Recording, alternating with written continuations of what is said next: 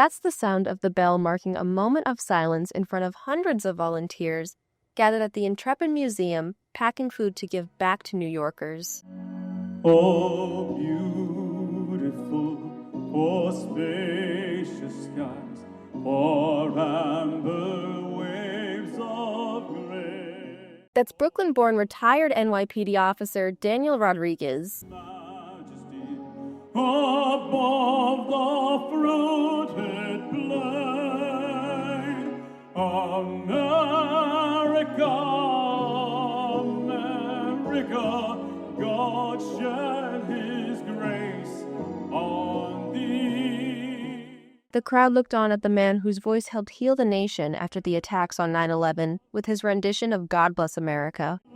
Shining sea. 9/11 is a national day of service. It was designated as such in 2009, but only because of a group of 9/11 family members who got together, inspired by the way that we all came together and supported and cared for each other in those days following the attacks. That's Jennifer Burke, the National Program Director at the nonprofit organization 9/11 Day. That is what this day is all about. We are here to give, to be good to each other, to forget our differences for even just a moment, and to put good out into the world. One of those volunteers is Andrew Minicucci, whose Uncle Pete died on 9/11.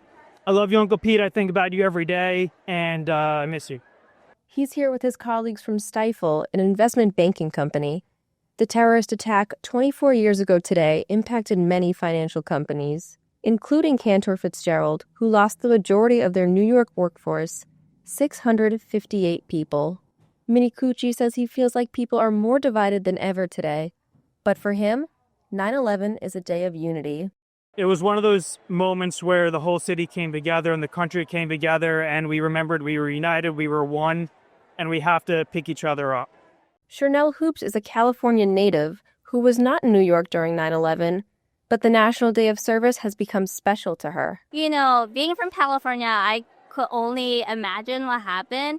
But when you meet New Yorkers and you hear about their stories, like everybody, no matter where they're from, they know exactly where they were on 9/11. And so people coming together here is like amazing because this doesn't happen to me in like California. It's really definitely in New York that it's such a big event. The table captain hopes the organization can make 2 million packages to donate by the end of today. That was the idea that 9/11 co-founder Jay Winnick envisioned. He lost his brother Glenn on 9/11. His brother Glenn was a Hofstra alum.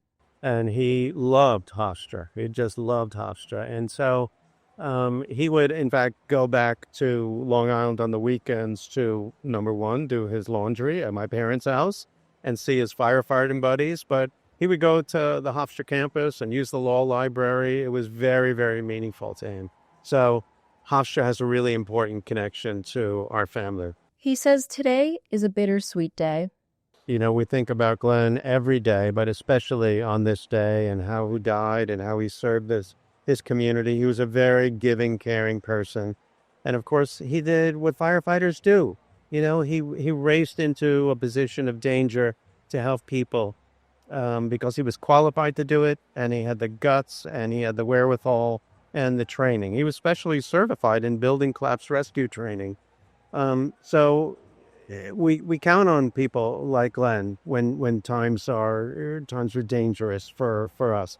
But even though it's such a difficult day, when I think about the fact that my kid brother is now gone 24 years, it's also a day to recognize how we came together after 9/11.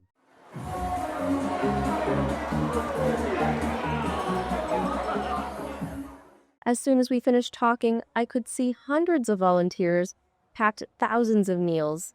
David Payne was watching with excitement. He is the president and co-founder of the 9/11 Day organization, and he used to live on Long Island. Payne said he spent his childhood biking around Hofstra's campus while his father, Eric Schmertz, worked as the dean of the law school. He acknowledges how younger generations can only hear stories about this tragedy and learn from others' lessons. For young people that have no memories of 9/11, 9/11 Day is a day of unity.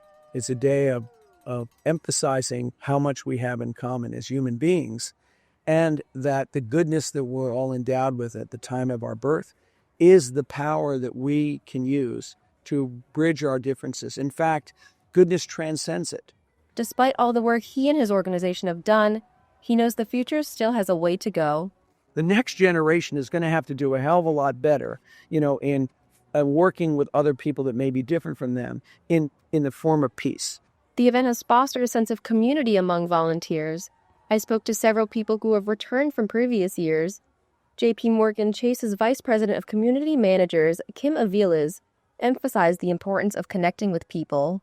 It's so amazing, the amount of support and energy. And so many of us, and I remember being in a city at 9/11, and to be able to do something in service to our community is phenomenal. That sense of community is something that JP Morgan Chase's Head of Office of Military and Veteran Affairs, Mark Elliott, encourages, especially on a day dedicated to helping others. Today just is a reminder that it doesn't matter what our background is, what our ethnicity is. It's seeing everybody come together for a common cause to give back to a community, that is needful of support. According to Elliott, reaching out to others outside of our circle is a key factor in leaving the world better than we found it. It's important that we realize it's not about us. It's about how we, it's one of those things you say, how do you leave a thing and how do you make it better?